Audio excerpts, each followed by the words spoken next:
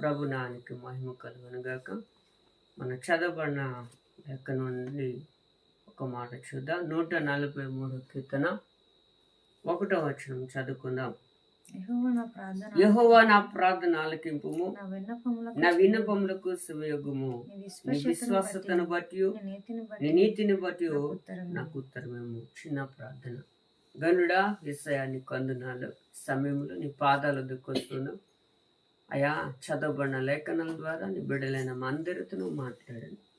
మా పాప దోషములన్నిటినీ క్షమించు. మాకు అవసరమైన వాక్యాన్ని నువ్వు తెలియచేసి నీ నామను గొప్ప చేసుకోమని యేసు నామములో ప్రార్థన అడుగుచున్నాం తండ్రి, ఆమేన్. హల్లెలూయా. చూడండి, ఇక్కడ వాక్యం అంటుంది, దావీదు అంటాడు, యెహోవా నా ప్రార్థన ఆలకించు అని చెప్తే ఏమంటున్నాడు, నా విన్నపములకు సెవియొగ్గుము, నీ విశ్వాసతను బట్టి నీ నీతిని బట్టి నాకు ఉత్తరము. దేవుడు మన ప్రార్థన ఆలకించేవాడు. అందుకే కీర్తనలు అంటాడు, ప్రార్థన ఆలకించేవాడా సర్వశరీరులు నీ యొద్దకు వస్తారు అంటాడు. అదే కీర్తనల్లో ఇంకో మా దగ్గర అంటాడు, నిజముగా మొర్రపెట్టు వారికి నేను సమీపముగా ఉన్నాను అని చెప్తూ ఉన్నాడు. కనుక ఈరోజు హృదయపూర్వకంగా దేవునికి ఏం చేయాలంటే ప్రార్థన చేయటం మనము నేర్చుకోవాలి. ఇక్కడ దావీదు అదే అంటున్నాడు, నా ప్రార్థన ఆలకించు, నా విన్నపాలకు ఏమిట సెవియొగ్గు.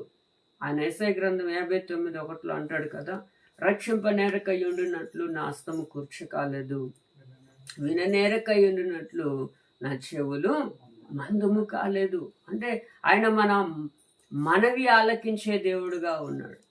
అది ఎలా మొరపెట్టాలి అంటే నిజముగా మొరపెట్టాలి. అందుకే ఆయన అంటాడు, మత్తయి సువార్త 7:7 అంటాడు కదా, అడుగుడి ఇవ్వబడును, వెతుకుడి మీకు దొరుకును అని చెబుతూ ఉన్నాడు. హల్లెలూయా. చూద్దాం, ఇంకొక మాట చూస్తున్నట్లయితే అదే 143 కీర్తన 11వ వచనంలో ఒక మాట అంటాడు. చూడండి, అక్కడ అంటాడు, యెహోవా నీ నామమును బట్టి నన్ను బ్రతికింపుము, నీ నీతిని బట్టి నా ప్రాణమును శ్రమలో నుండి నన్ను తప్పించు. చూడండి, ప్రార్థిస్తున్నప్పుడు దావీదు ఎలా ఉన్నాడంట, శ్రమలో ఉన్నాడు. అందుకే 18వ కీర్తనలో అంటాడు, నా శ్రమలో నేను యెహోవాకు మొర్రపెట్టాను అంటాడు. 121వ కీర్తనలో అంటాడు, కొండల తట్టు నా కన్నులెత్తుచున్నాను, నాకు సహాయము ఎక్కడి నుండి వచ్చును.